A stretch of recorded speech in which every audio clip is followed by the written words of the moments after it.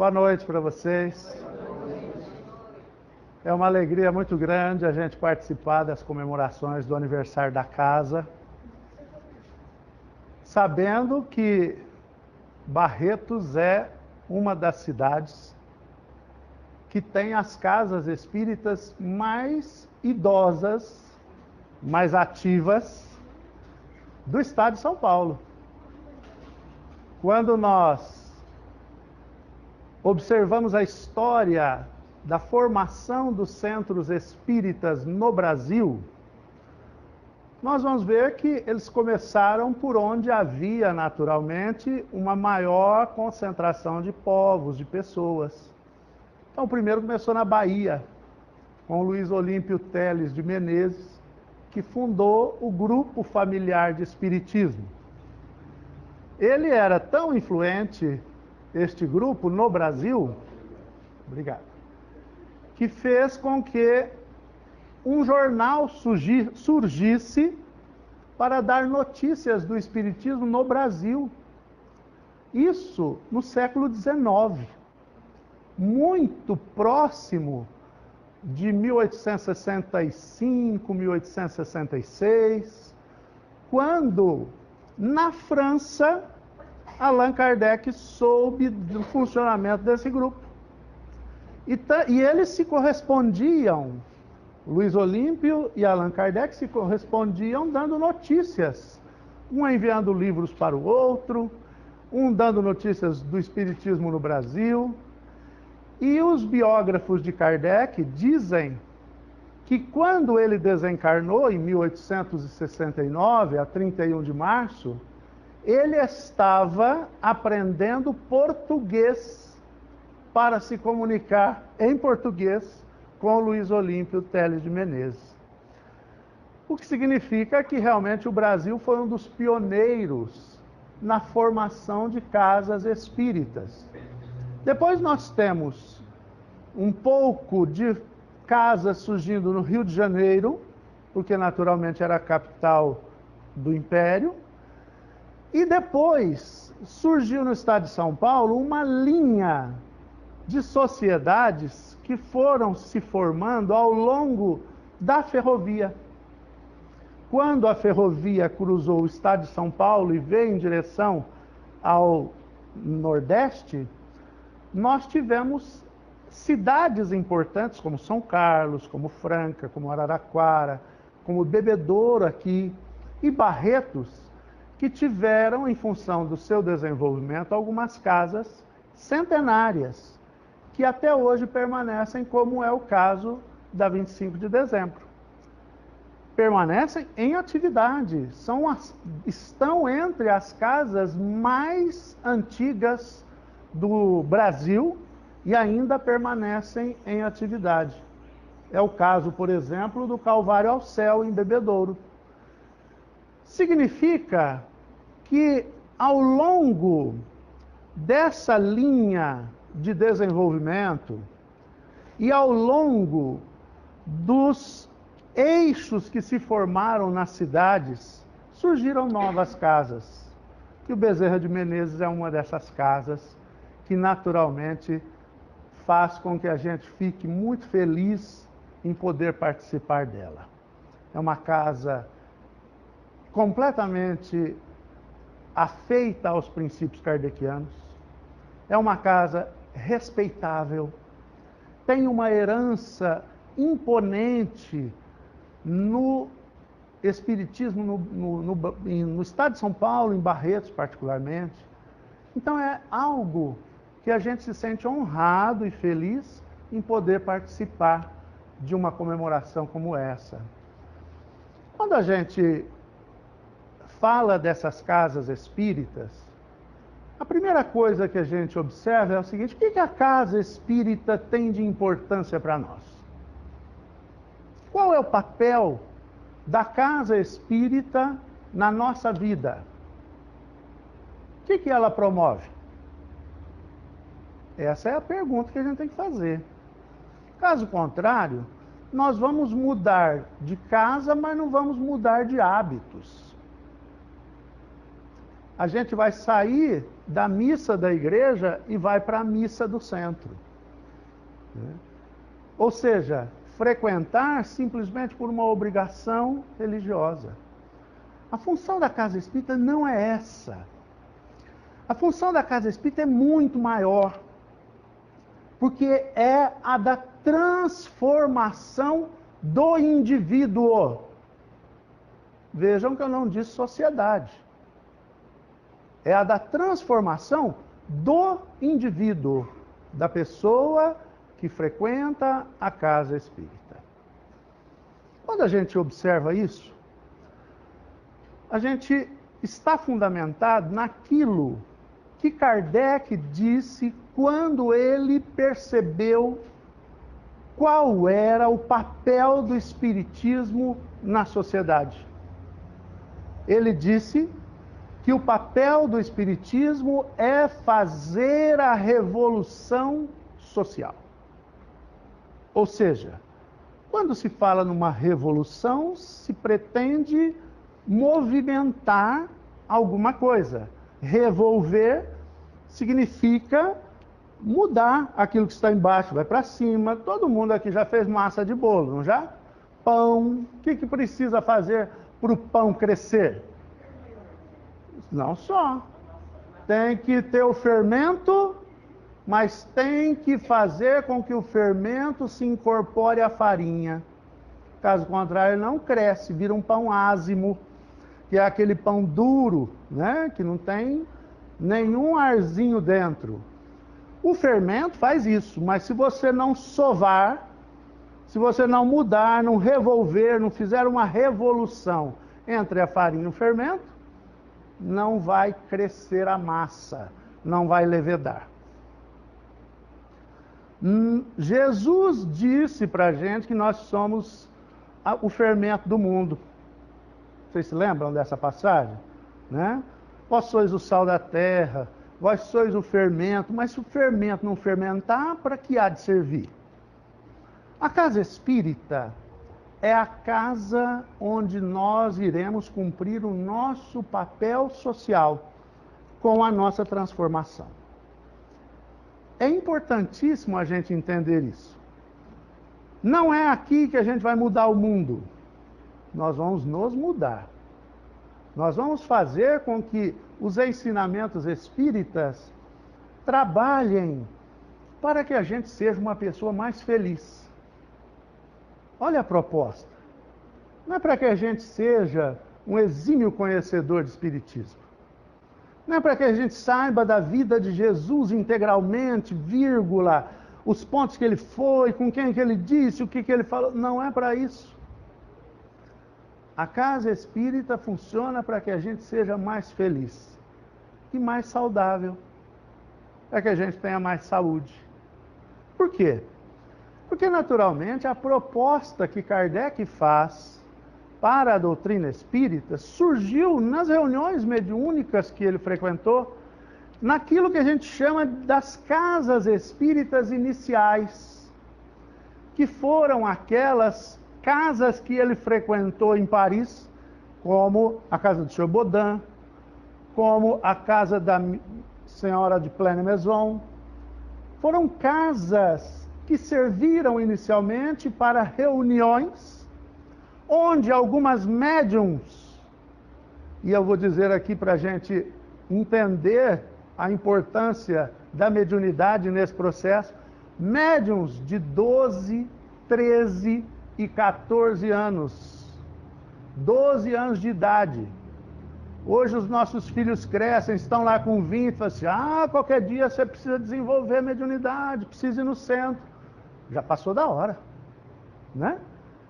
A princípio, estas meninas é que trouxeram as revelações do mundo espiritual para que a doutrina espírita fosse composta por Kardec, que a organizou, metodizou, sintetizou adequadamente, de maneira que nós tivéssemos um corpo doutrinário capaz de nos orientar com relação à nossa vida. Porque para que serve a doutrina espírita se não nos orientar para que a gente tenha uma vida melhor? É só para isso. Não se pede na doutrina espírita nada além disso. Então é basicamente muito simples a proposta que Kardec faz através da doutrina espírita para todas as pessoas. E ele diz, quando fala do bom espírita, da pessoa de bem, ele fala assim, é aquela pessoa que hoje procura ser melhor do que ontem e amanhã procura ser melhor do que hoje. Vejam que a proposta de Kardec é muito simples. Ele não pede para que a gente seja nenhum santo. Ele não pede para que a gente seja nenhum anjo baixado à terra. Ele não pede para que os sacrifícios sejam incomensuráveis, de modo algum. Pede coisas simples, para que a gente se esforce, no sentido de domar as más inclinações. Só isso. E o que é domar as más inclinações? Observar as tendências que nós temos em direção ao erro, ao equívoco, àquilo que a psicologia chama de sombra, e trabalhar para que a gente ilumine isto, para que o nosso comportamento se modifique na medida em que a gente mude o nosso padrão de entendimento da vida. É muito simples. Viver a doutrina espírita é aquilo que a casa espírita nos ensina, ou deveria nos ensinar. A casa espírita não foi feita para curar, como a gente tem visto na mídia recentemente. E há aqui um parênteses, não é uma casa espírita, certo? Então, observem que os meios de comunicação não dizem mais o médium espírita. Eles dizem médium. Como médium pode ser qualquer um, certo? Mas não é espírita, porque não adota os princípios espíritas. Então a casa espírita não tem essa função. Ela não nasceu para curar corpos, não nasceu para remendar as nossas carnes. Ela nasceu para transformar a nossa alma. É uma transformação que só a criatura é quem pode avaliar se está se transformando ou não. Ela não pede que nós adotemos um comportamento externo de santo. Ela não pede que a gente tenha que falar em voz suave. Não. A doutrina espírita pede que a gente seja nós mesmos, principalmente conhecendo-nos e trabalhando para uma melhoria. Mas ela nos dá muita informação, mas muita informação, para que a gente faça essa transformação. O que é bom é isso. Ela traz informações novas a respeito da nossa vida. Ela traz informações que vão alimentar a fortaleza que nós vamos construir para defender os nossos pontos de vista e as nossas transformações. Querem ver um exemplo? Ninguém morre. Vocês já perceberam isso? Ninguém morre. É o que a doutrina espírita nos coloca. Mas ela diz o seguinte, não é que ninguém morre porque o corpo vai ressurgir ou vai... Não. É que a criatura transforma-se nas várias existências que vivencia, mas a vida dela é única. Nossa vida é uma só. Nós fomos criados e até hoje não morremos. O que morre é a aparência que nós assumimos, a personalidade. O ser real, este continua existindo. Só isto bastaria para transformar a nossa existência. Mas ela diz mais, ela fala assim, tudo aquilo que você constrói, retém. Tudo aquilo que você acumula, fica. Então, todos os bens que você tem vão ficar. Na experiência que você está vivendo, nada disso você vai conseguir levar. Mas as amizades que você construiu, a paz que você construiu, a fraternidade que você construiu, o amor que você vivenciou, estes são seus. São conquistas, construções da criatura que permanecem na vida da pessoa. Nós vamos, então, entender que o que importa é o que nós somos. Há um capítulo em O Evangelho segundo o Espiritismo muito interessante, que compara o viajante terrestre àquele que vai chegar ao mundo espiritual. E ali, então, ele faz uma comparação muito simples, na verdade. Ele diz o seguinte: olha, quando você faz uma viagem, programa a sua viagem, o que é que você leva na sua bagagem? Você leva os itens que são necessários para aquela viagem. Se você é uma pessoa de posses, você fica num bom hotel. Se você não tem tanto dinheiro assim, você fica num hotel mais barato, ou numa pensão, ou num abrigo, ou qualquer coisa que valha. Para a viagem que nós estamos fazendo em direção ao mundo espiritual, o que é que estamos colocando na bagagem? Aí a gente vai perguntar então o seguinte: o que é que precisa para essa viagem? O que é que eu preciso levar? E daí então os Espíritos respondem: tudo aquilo que você constrói, você leva. Então, se você quer um bom lugar no mundo espiritual, tem que acumular as riquezas que valem no mundo espiritual. Quais são essas riquezas? Vocês são capazes de dizer. O que a gente precisa?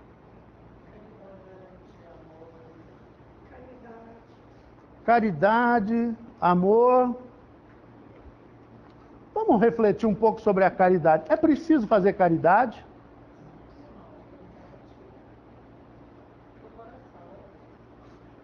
Por que a gente faz caridade? Ah, que bom. Mas a gente começa fazendo meio obrigado. Não foi assim? A gente faz assim: eu tenho que levar... A gente diz assim: olha, eu tenho que levar essa cesta lá na casa do fulano. Ou então eu tenho que ir dar passe lá na casa do Beltrano. Eu não sei porque ele não vem no centro. Né? Coitado, ele está acamado, não pode, está com dificuldade de mobilidade, mas a gente sempre dá uma reclamadinha. Aí vai dar o passe lá, volta que volta aéreo, gostoso, porque chegou lá, a conversa foi boa, deu o passe, foi muito bom. A gente fala: nossa, mas como é bom fazer a caridade, né? A caridade é boa para quem faz, não é para quem recebe. Pode ajudar a pessoa e ser muito boa para ela, mas é um exercício de amor. E este exercício de amor, quem é que ganha? Quem faz. Só quem faz.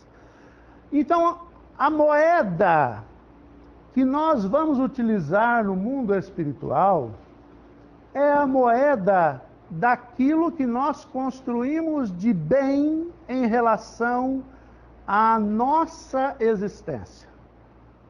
O que é o bem que nós construímos em relação à nossa existência? É aquilo que faz as pessoas viverem melhor. É aquilo que faz com que eu viva melhor. E daí então, quando a gente fala: essa moeda que eu vou levar para o mundo espiritual é a caridade. Não é só a caridade. É o produto resultante da transformação de si. Então, é a moeda da tolerância, é a moeda da bondade, é a moeda do bom ouvir, é a moeda do excelente calar. Calar, que às vezes é melhor calar do que falar, não é?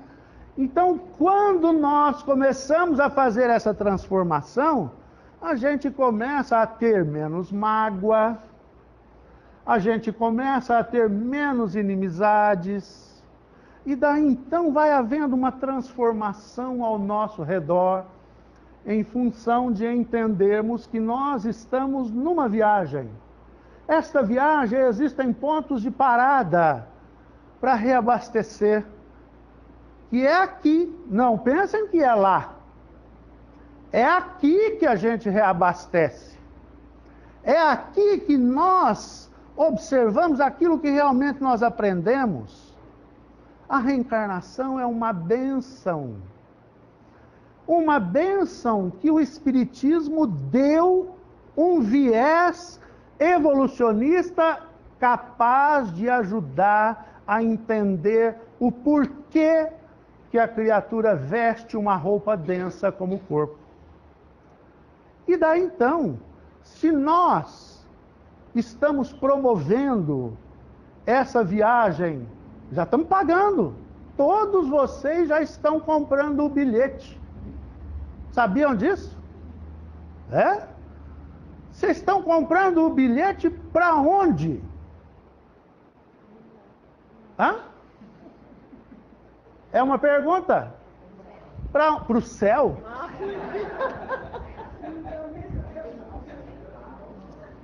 Chega até a engasgar aqui, deixa eu dar uma água.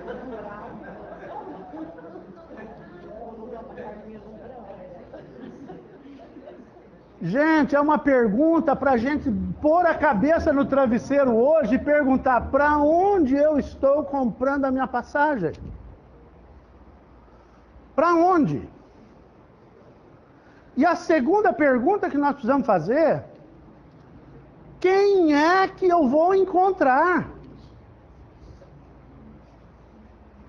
Quem nós iremos encontrar depois da parada aqui na Terra? Porque a vida continua. A vida continua igual. Igual, igual, igual. Vocês vão se surpreender com a igualdade das coisas. Hã? Mas deve ter umas coisas melhor. Deve. Olha, André Luiz narra, quando da sua história que o Lísias e o Tobias estão contando para ele, que em nosso lar havia tráfico de bebida alcoólica. Vocês não leram isso lá, né? Tráfico de bebida alcoólica, que demorou 30 anos para acabar. Teve que prender gente, pôr para cadeia. Prender gente, porque espírito é gente, é igual. Não muda nada, gente, nada. Imaginem vocês, que nós desencarnássemos todos agora. Pumba, caiu uma bomba atômica aqui, desencarnamos todos. Como será que nós nos reconheceríamos no mundo espiritual? De que modo? Hã? Os homens seriam umas bolinhas azuis andando assim, umas nuvenzinhas azuis. As mulheres cor-de-rosa. E vão parar por aí. Não. Nós aprendemos com Kardec que o corpo físico é formado a partir do perispírito.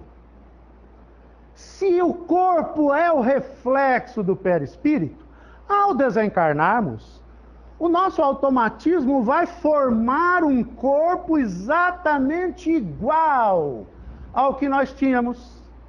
Então pode parar com essa ideia de que quem é gordinho aqui vai sair magrinho do lado de lá, que quem desencarnou com 80 anos vai ter 17, não vai. Vai ser exatamente igual, igual. Nós nos reconheceremos, e daí eu vou dizer, mas você aqui, que coisa boa e tal, por quê? Porque nós seremos iguais. O Divaldo não vai ficar mais bonito por conta disso. Vai ser igualzinho, né? Mesma coisinha, inclusive a personalidade. E aí eu vou dizer uma coisa que eu não sei se é bom ou se é ruim. Nós, por não termos o corpo, teremos algo muito interessante. Aqueles que são bons tornam-se melhores. Mas aqueles ranzinzas, rabugentos, maus, vão se tornar piores. Porque o perispírito reflete os sentimentos e emoções imediatamente. Então não dá para eu fingir, vai, Leila querida e tal, que Deus te mate. Não dá para fingir. Então nós seremos autênticos, a autenticidade é uma coisa natural. Mas seremos iguais, até com as rugazinhas, as pintas, tudo. Inclusive, nós vamos plasmar a roupa que nós temos hábito de usar. Porque é a imagem corporal que nós vamos fixar no perispírito. Mas aí é interessante a gente entender isso, né? Ó, já sei então que eu não morro, que eu vou ter uma vida que será a continuidade da minha existência. E daí então surgem as perguntas que normalmente a pessoa vem e faz. Aquela pessoa que está começando no Espiritismo vai lá e lê o André Luiz e sai apavorada. Sai que sai, meu Deus, esse tal de umbral é o inferno católico, né? O umbral só substituiu o inferno católico. E daí então a pessoa fala, mas eu vou ter que ir para o umbral? Vai. Porque o umbral é uma região ao redor da Terra. Agora você vai passar pelo umbral, só não queira ficar nele.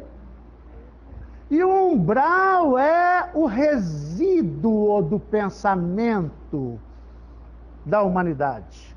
Quando eu digo humanidade, são os cerca de 8 bilhões de espíritos encarnados, mais os 12 a 13 bilhões de almas desencarnadas.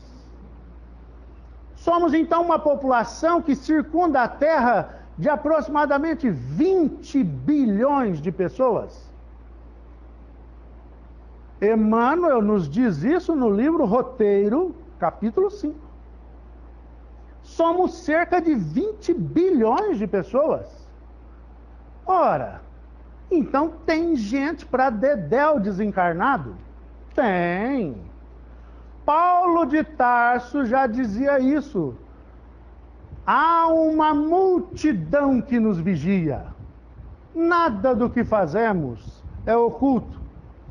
Porque podem não existir as testemunhas encarnadas, mas as testemunhas desencarnadas pululam ao nosso redor. E como dizia Kardec, estas criaturas nos influenciam muito mais do que nós imaginamos.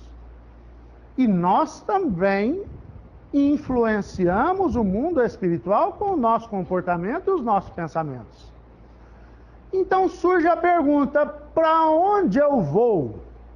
A filosofia goiana diz o seguinte, proncovô, né? Proncovô.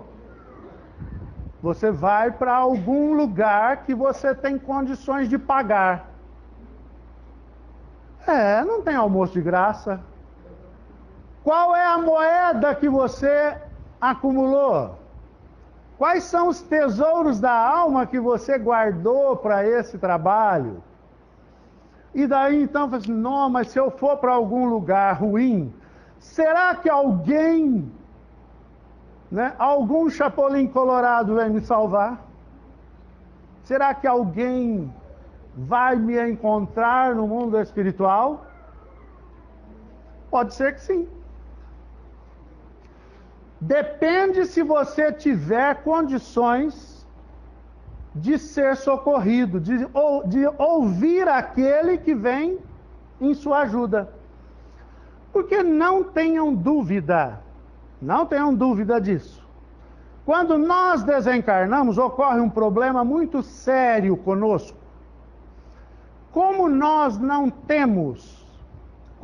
temos a ideia da morte muito fortalecida no nosso ser, porque a gente vive como se nunca fosse morrer, não é assim? A gente vive como se fosse mortal, e somos. Mas a gente não percebe que um determinado dia nós vamos levantar ou da cama, ou da cadeira, ou de qualquer lugar, a gente vai levantar, mas não vai conseguir pegar mais uma coisa. Vai passar a mão na cortina, a cortina não vai se mexer. Porque nós mudamos a nossa densidade, deixamos o corpo denso e criamos um corpo espiritual que é igual a esse nós vamos olhar, nós vamos nos tocar, e vai ser tão igual que nós não vamos ter condições de distinguir quem é o morto e quem é o vivo. Nós, desencarnados, não conseguiremos distinguir quem é que está encarnado e quem é que está desencarnado. Por quê? Porque nós estamos plenamente identificados com o corpo. Se eu pergunto para você, quem é você? Leandro. Que sexo? Masculino. E onde você mora? Jardim Europa. Jardim Europa. Tá. Você é agrônomo, engenheiro civil. Não tem problema. Importa é ter saúde. Né? Eu também sou. Né? Então vejam. O Leandro acha que é o Leandro. A Leila acha que é a Leila. Mas não é. Ele está Leandro. Ele está Leila. Está Edivaldo. Estou Edson. Na minha próxima encarnação isso se perde. A personalidade desaparece. Mas a individualidade que animou o Edson vai permanecer lá no João, no Pedro, na Rita, qualquer que seja o sexo ou o nome que eu adquiri, na próxima vez que eu me reencarnar. Então nós estamos identificados com o corpo. É bom, claro que é. Se não fosse isso, imagine você num acidente de trânsito, aí você vai lá na delegacia e o delegado pergunta para você, quem é você? Fala assim, eu sou um espírito imortal. Que já vivi várias existências. Chilindró é você, rapaz. Porque hoje você veste uma personalidade. É o Leandro, ele vai te perguntar seu RG, onde você mora. Então nós temos que ter essa identificação. É uma das funções da personalidade, é essa. É dar identidade a cada um de nós. Mas, em essência, nós sabemos que não somos isso. E daí, então, a gente vai desencarnar. E quem é que será que nós vamos encontrar? Olha lá. Quem é que nós iremos encontrar depois da morte? Ah, eu quero o passador aqui. Qual que é? Esse aqui. Okay. Quem é que a gente vai encontrar? As mesmas pessoas? Então eu vou perguntar uma coisa para você. Imagine que você vive hoje em Barretos. Quanto tem, Tata? Uns 115 já? 115 mil habitantes. A Barretos, no mundo espiritual, essa cidade que reflete Barretos aqui, deve ter uns 500 mil. soltando você em Barretos de 500 mil, com uma geografia diferente, quem é que você vai encontrar? Aí você fala, vai ser mais difícil. Claro que é. Não há dúvida que vai ser mais difícil. Mas nós temos um radar mental. Esse radar mental emite os pensamentos e recebe pensamentos. Então é importante que a gente entenda. Portanto, nós já sabemos o seguinte: a doutrina espírita, que nos convida à mudança no nosso dia a dia, para que a gente se torne uma pessoa melhor, está nos proporcionando uma compra de um bilhete por uma passagem um pouquinho melhor. Mas não é que a gente vai ser melhor do que os outros, não. Nós vamos ter que ser melhor do que a gente. Porque quando Kardec fez a referência, ele não disse, você tem que ser melhor do que São Francisco de Assis. Não. Ele falou assim, é aquele que se esforça para ser melhor hoje do que ontem. Qual que é a referência? É a própria criatura. Então vejam que capacidade, que síntese de conhecimento ele estabeleceu nesse axioma.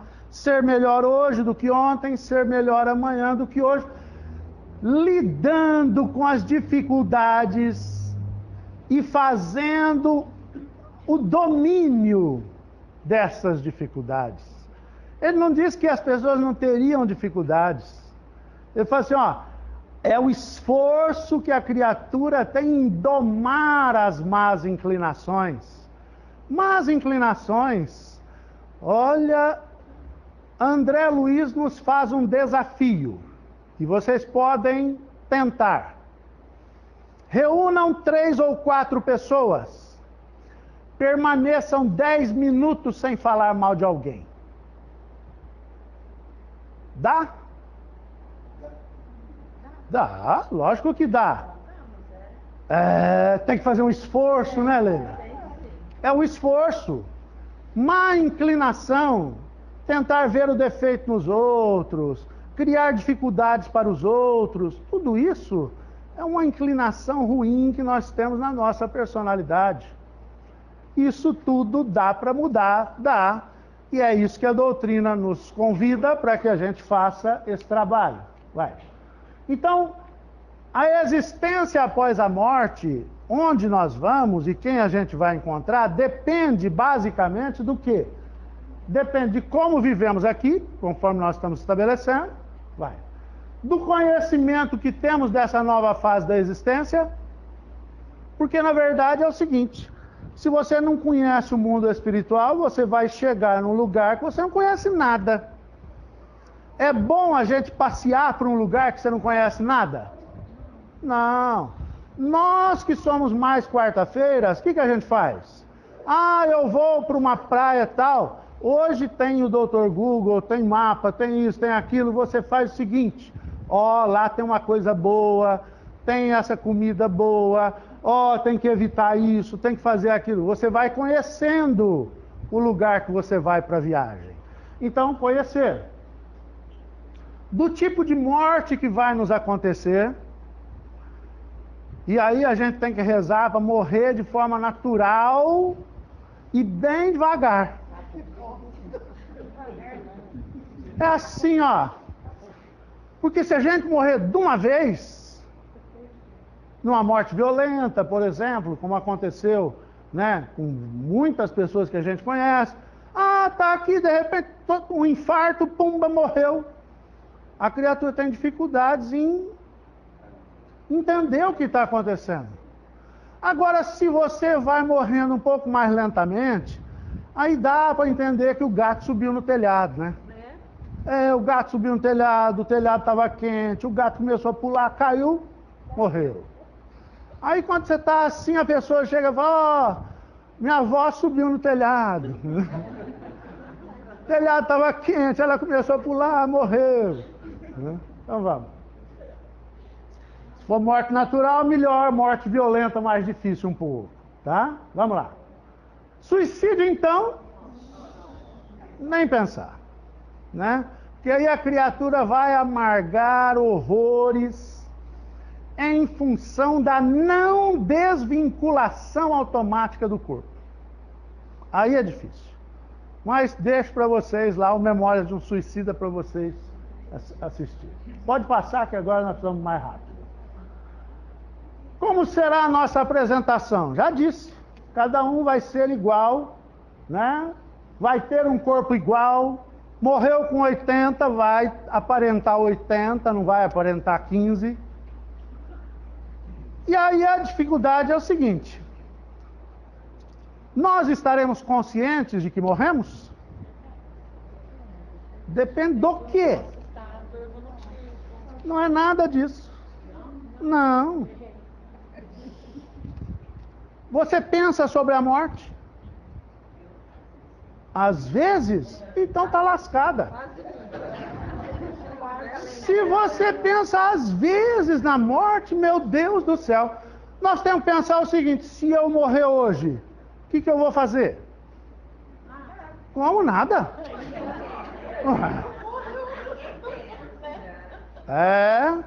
Se eu morrer hoje, o que eu vou fazer? Como estão as coisas da minha família? Será que eu vou me reconhecer depois de morto? Como morto? Porque é um exercício, gente. Vocês estão sabendo que vão morrer um dia. Mas tenha certeza de que ninguém vai morrer dia nenhum. Olha como é que é paradoxal. Vocês têm a certeza da morte do corpo, mas não têm a certeza do reconhecimento como um ser desencarnado depois. Então, como desenvolver essa consciência para entender isso? Fazer exercícios.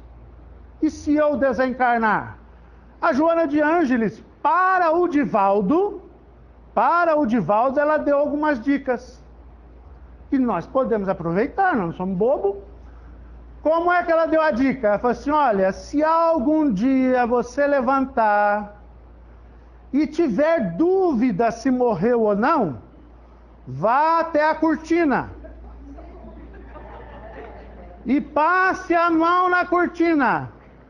Se ela não se mexer, você não saia do lugar. Para o Divaldo, que constantemente vê o mundo espiritual. Não saia do lugar. Me chame que eu venho te ajudar. Como se ela não soubesse que ele ia desencarnar, né? Mas é uma... E aí então o Divaldo conta uma vez que ele teve um sono tão profundo, mas tão profundo, que ele achou que estava morto. E aí então ele foi, né? Foi, passou a mão na cortina e passou de novo e com mais força. E a cortina nada. Aí apareceu a Joana de Ângeles e disse, ela falou assim: eu já morri. Ela falou assim: ainda não. Eu falei assim: eu não gostei do ainda, mas melhor que eu ainda não estava morto. Então, a consciência de que nós estamos desencarnados, como será isso? A consciência significa o seguinte: eu vou conversar com um familiar meu, ele vai ficar choroso, vai sair de perto, não vai me responder. Eu falei: mas que mal educado, como é que eu criei essa porcaria? Não é? Não é. Ele não ouve. Ele sente a presença, mas não ouve. Então nós temos alguns exercícios para fazer, pensar nisso, entender como que é a morte, para que a gente possa saber o que é que nós vamos fazer quando a gente se reconhecer desse modo. Vamos lá. Onde é que a gente vai acordar?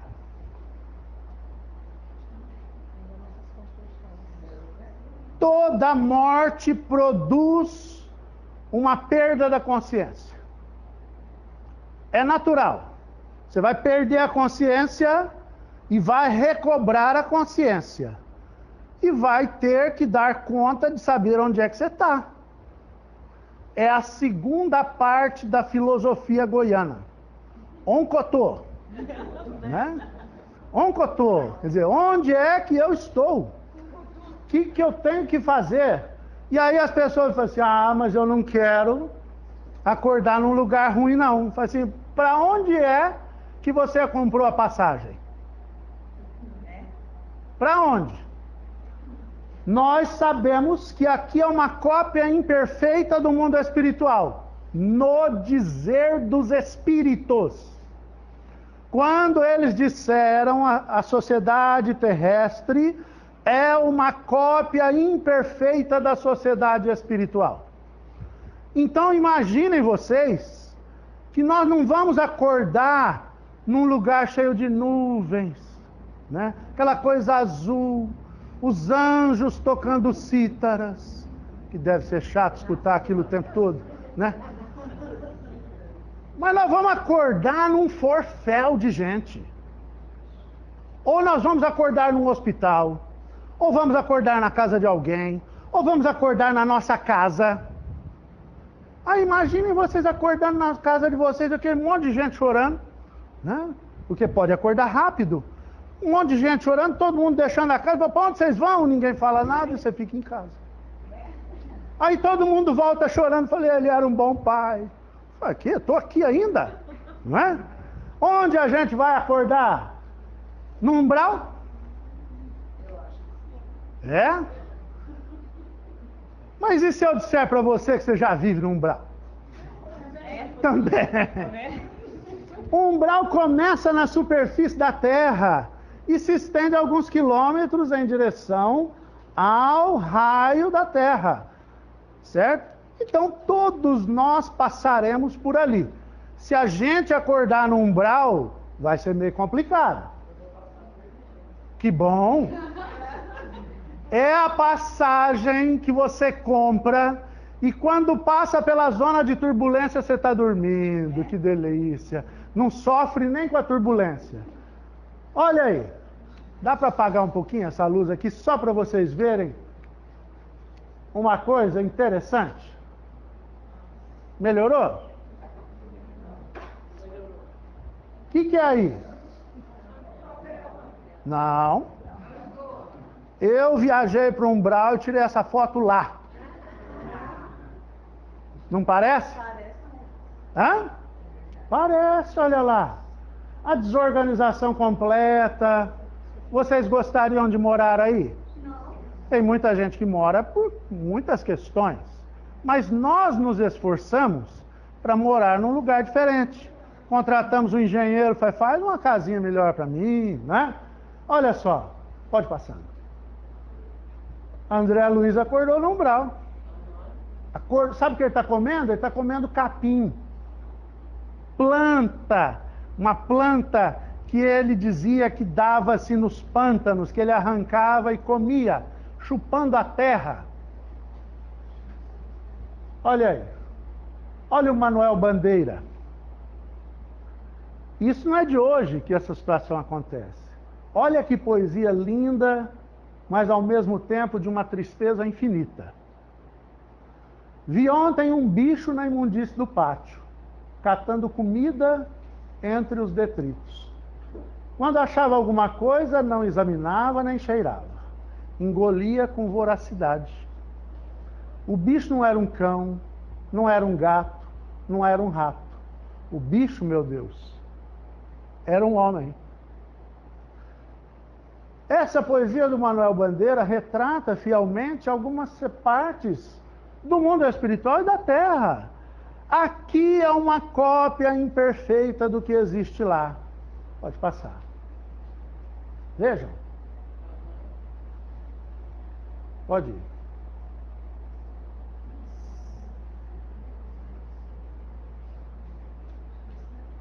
Mas isso aqui tem na Terra? Tem. Tem umbral também no mundo espiritual. Se você não quiser fazer parte disso, trabalhe. Acumule os tesouros do coração para que você não tenha que catar comida onde não precisa. Pode passar. Vai. Eu vi isso pessoalmente no Amapá. É foi um dos piores dias da minha vida, quando eu estava fazendo um trabalho de extinção do lixão de lá, e a mãe com umas 5 crianças catando comida no lixo. Tá? Da gente ter uma impotência que é algo impressionante. Mas é assim que funciona. Tá? Então vejam, nós somos bons de relação aqui com as pessoas? Hã? Os nossos vizinhos não reclamam da gente? Hã? Nós formamos amizades consolidadas. Hã? Nós formamos e cultivamos essas amizades. A gente liga para o amigo: como é que você está, fulano? Porque hoje visitar você tem que marcar primeiro, né? Então é melhor ligar antes. Como é que está? Está tudo bem? Nossas relações se estendem além das relações do mundo físico. Quem é que você elegeu para seus amigos no mundo espiritual? A partir de hoje. Porque para alguém receber você no mundo espiritual, você tem que ter uma amizade. Não é assim que funciona? Se você vai viajar para uma determinada cidade, você liga para alguém e fala: ô fulano, olha, eu estou indo para aí, vai ser um prazer visitá-lo. A pessoa vai nos buscar na rodoviária, vai nos buscar onde a gente estiver, nos recebe na casa, não é assim? É assim. E se você não cultiva amizades? Vai ficar sozinho. Então, quais são as relações que você tem? Olha, nós sabemos que há uma lei, que é a lei da gravitação dos pensamentos. Nós vamos nos vincular àqueles que pensam como nós. Por isso, é importante a construção de amizades nobres. Ixi, mas isso tem um custo. Porque os espíritos nobres, eles têm pensamentos muito elevados. E para que eles sejam nossos amigos, nós temos que manter os nossos pensamentos no mesmo nível que eles. É um custo. Difícil. Então, nós podemos também eleger pessoas que também podem estar junto conosco, cultivando a nossa raiva, a nossa mágoa, o nosso destempero, as nossas dificuldades emocionais. Nós vamos ter um monte de gente, mas tudo também no mesmo nível. Quem é que a gente deseja, né? A doutrina espírita nos ensina, então, que boas amizades vão refletir no mundo espiritual pela afinidade. A nossa família será ampliada, não é? Nossa família, aqueles que nos precederam, os pais, os avós, irmãos, continuam nos amando. Continuam nos amando, porque eles não morreram. Eles continuam vivos, participam da nossa vida mental, vêm nos visitar em nossos lares, estão em constante contato conosco, comunicam-se e nos encontram. Portanto, nós somos atraídos pela lei da gravitação. Pode ir passando bem rápido. Também nem tanto, aí você me quebra. Na construção de amizades nobres, esse custo que eu disse é uma mudança do padrão mental, exercícios para melhorar o nosso humor, a nossa tolerância, as nossas relações. Exercícios. Tem exercício para isso? Tem. No filme Nosso Lar tem um exercício lá que o André Luiz aprendeu, já divulgou logo. A pessoa começa a reclamar, água na boca. Meio copo d'água na boca e fala: quando passar a vontade de reclamar, você engole. Aí passou. É um exercício. Mudanças de hábitos. Mudanças de hábitos. Quais são os hábitos? Os maus hábitos. É aqui que Kardec fala do domínio das más tendências. Amizades renovadas. Toda vez que você muda seus hábitos, você muda de amigos. Então você bebe. Você tem os amigos da bebida. Parou de beber, acabou os amigos da bebida. Você vai juntar amigos do seu novo hábito. Então, não é que você perdeu os amigos, você deixou de ter um contato mais estreito. Com o tempo, se eles não mudarem, também ficam para trás. Amizades renovadas. A afinidade é uma lei física, pensamento com pensamento.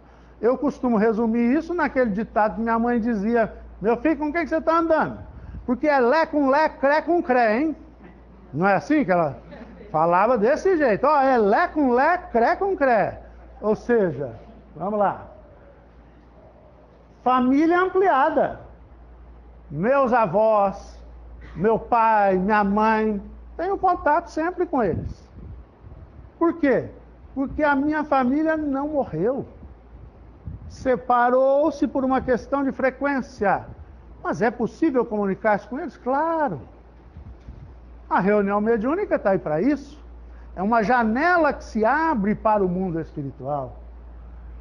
Através do sono, gente. A gente sempre diz isso. Programe-se no sono. Reviva as boas amizades que você tem durante o período que o seu corpo adormece, mas que você trabalha ativamente como espírito. Inscreva-se em cursos, programe-se para visitar pessoas que você ama, peça ao seu anjo da guarda, ao seu espírito guardião: gostaria tanto de ver minha mãe. Aí ele vai dizer: mas ela não está bem. Mas eu gostaria, eu não posso ajudá-la? Pode. Então programe. Eu gostaria de vê-la. Quantas pessoas a gente gostaria de ter um contato mais estreito, porque nos foram caros durante a vida, e a doutrina espírita nos garante que essas pessoas não morrem. Então, nós temos que mudar um pouco o nosso padrão mental. Porque tudo isso que eu disse, a casa espírita nos ensina o tempo todo. Eu disse alguma novidade? Nada. É só coisa sobre um outro enfoque. E esse enfoque é o enfoque da nossa transformação. Porque é para isso que a casa espírita surgiu, para transformar as criaturas, para que elas vivam mais felizes, para que elas sejam pessoas mais saudáveis, mais nobres e, consequentemente, transformem a família que vivem, a cidade que vivem, o país e o mundo.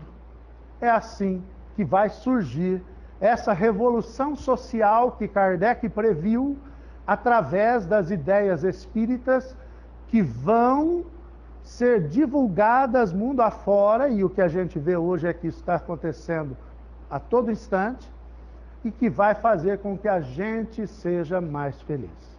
Numa outra oportunidade, nós vamos conversar sobre mais um. O que é que a gente vai encontrar depois da morte? Porque a gente, pelo menos agora, já está sabendo mais ou menos quem nós vamos encontrar após a morte. Mas o que é que nós podemos encontrar após a morte? Fica para uma outra, tá? Não dá. Muito obrigado pela participação, viu? A gente agradece demais a paciência de vocês. E sempre que nos convidarem, nós vamos estar aqui com muita alegria. Muito obrigado. Viu?